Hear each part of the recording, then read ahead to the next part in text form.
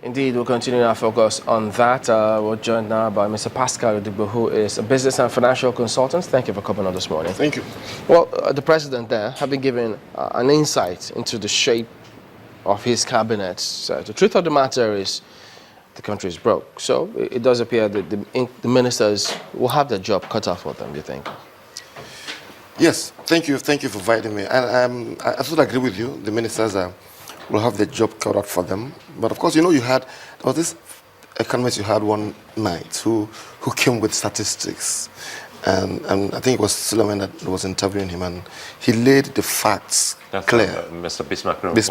And I mean, you know, when you speak about an economy, you speak in terms of indices, you speak in terms of issues, you speak in terms of statistics. And those are the things that will determine if indeed you are broke. So your understanding is what?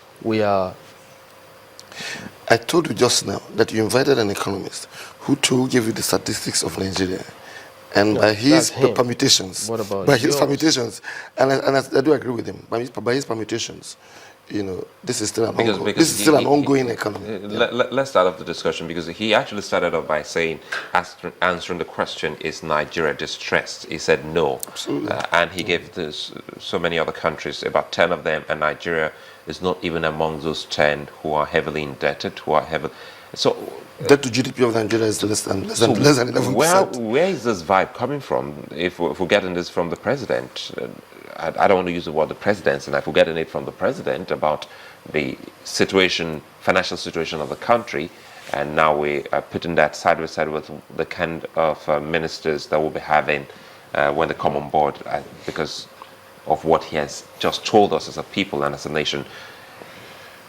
Without ministers already on board, who are those that have given the president the vibe or the statistics that we are in a dire situation? Look, there's no doubt that the volume or the margin of income has dropped drastically.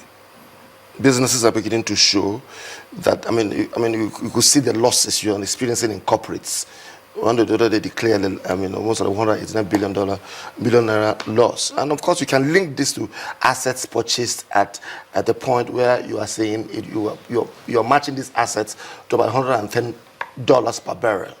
And all of a sudden, it's less than, it's just barely above $50.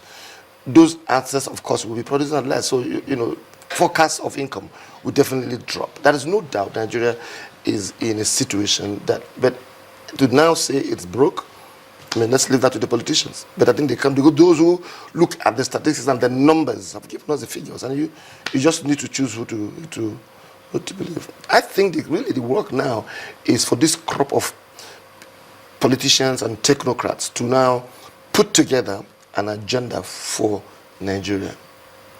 I was at the Nigerian Economic Summit, and the picture was painted. It was gory. Okay, and what we're trying to do is not to get into a slum. It's a lot difficult place to come out from.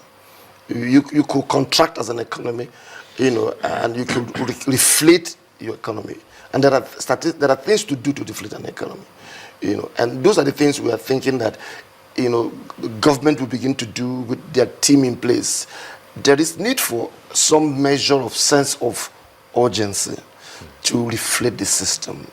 If this is not the first time we've been in this place. So perhaps the word, to use is not broke. Perhaps the word is deflated, since we're talking about re-inflating the economy. But the statistics don't look good either, because if our expenditure is down our revenue down 60%. I mean, that's not even 50. That's, even much deeper. They've tried to, from the statistics he gave, it says they've cut some expenditure by 5%. That's nowhere near where our revenue have dropped from. So how do you think that we can move forward? I mean, because it's still very grim. There are times and seasons in the life of a person, a nation, or a continent. And it must be clear. And each of these times and seasons call for leadership that is germane for that kind of situation, that kind of season. If you bring in just an ordinary economist now or financial person to now be the finance minister, you're going to have a challenge. You're going to get someone who will go look for money and not spend it. The mindset, the paradigm has to shift fundamentally. And I think the conversation will be in this retreat. I understand the ministers are in retreat, and that is good. That's absolutely good. But I think it needs to be expanded. Not only just the ministers, the National Assembly, the APC as a party that is now a ruling government must come and coagulate as a force to deliver Nigeria from a slide. All these discordant tones across the land must be arrested by a quality and direct leadership that knows where it is headed. And this can only be done with a concerted effort. Strategy and tactics are two different things. Strategy is not what you do in the morning. Strategy is what you put together, and even if everybody's going, against you, you keep heading, because in the strategy books, this is what it will yield. However, while you're on the road, there could be hiccups. Then you can deploy tactics. Yeah, but let's have this conversation in terms of communication, because whether or not we like it, people must understand why it is that salaries have not been paid. They must understand why it is that government is taking so long to, pay those who are being owed subsidy monies, their due, and so on and so forth. Mm-hmm. How would you have suggested that government communicates the fact that some of those things are getting delayed owing to liquidity problems? I don't have a problem with the fact that people should be able to, that's germane, that's important, that people may be aware so that they can prepare their minds, and those who need to find alternatives can find alternatives. My take here is that, when a situation has gone bad and is handed to you, to keep saying that this bad is repeating the obvious. What people will say, this is bad, but we are doing this, and we are doing this. I'm hoping, and I'm thinking, and I find it quite really, really beneath to be advising people like Fashola, who ran the Lagos, that everybody saw, an evidence-based government, everybody saw that it did something good. If you would want to do power and say you want to make a difference, I want someone to come in to tell me, what? Yes, that is agreed, but I want to go the way of embedded power, where you're going to begin to deal with communities, you're going to begin to deal with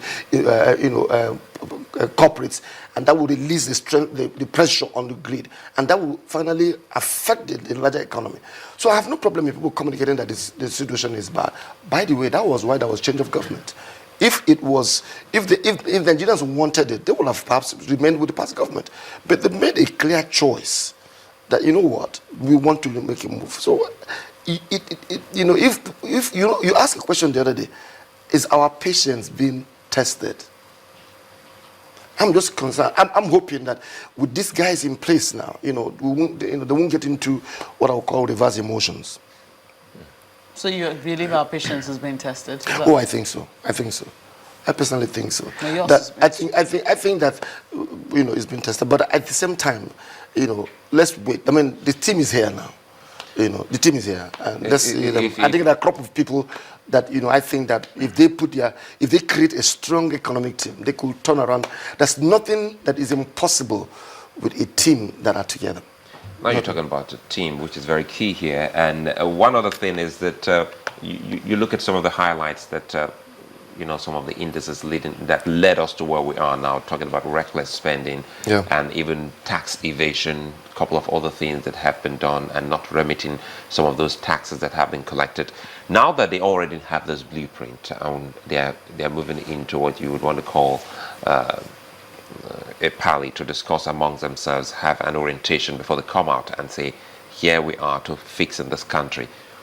You say you don't want to tell them what to do. Perhaps we should start talking, and that's what we're here. If patients are being tested, we should open up and speak.